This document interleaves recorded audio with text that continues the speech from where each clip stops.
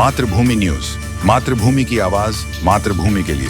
ઘણા વર્ષોથી મોટા વરાછા ખૂબ જ ઝડપથી વિકાસ થઈ રહ્યો છે, ત્યારે ત્યાં રહેનારા મોટા ભાગના લોકો સૌરાષ્ટ્રવાસી છે।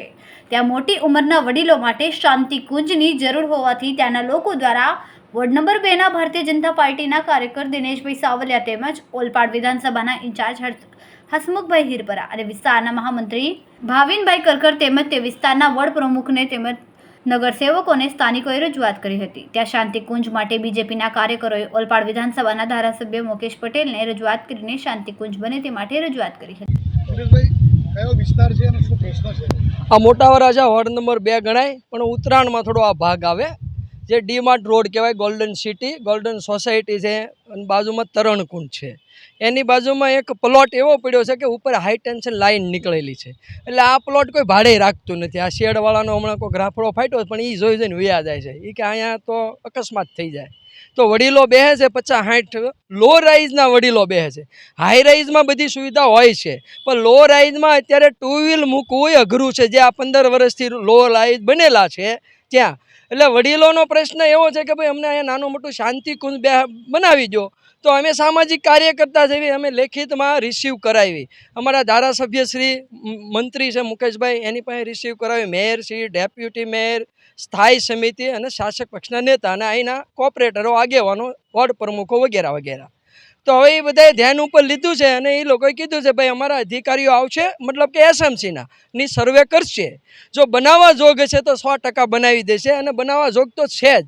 કેમ કે અહીંયા વડીલોને રોડ ઉપર બેસવું પડે છે, એમાં કોઈ શાક માર્કેટ ભરાતું હોય, કોઈ દુકાનો હોય, તો એ લોકોને સારું ન લાગે દુકાનવાળાને, અને દાદા લોકોને સારું ન લાગે કે ભાઈ આ મોઢા બગાડે છે, કાળા મોઢા કરે છે।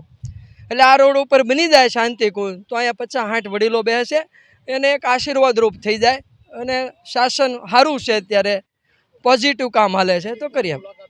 મુલાકાતે આજે અહીંના અમારા આગેવાનો આવ્યા હતા, જે સામાજિક કાર્યકર્તા છે, ભારતીય જનતા પાર્ટીના પદ અધિકારીઓ છે, વોર્ડ પ્રમુખ, મહામંત્રીઓ, જે લડેલા કોર્પોરેટરો એ પણ વિઝિટો કરી ગયેલા છે અહીંયા આગલા ગઈ સમયમાં, થોડા સમય પહેલાં।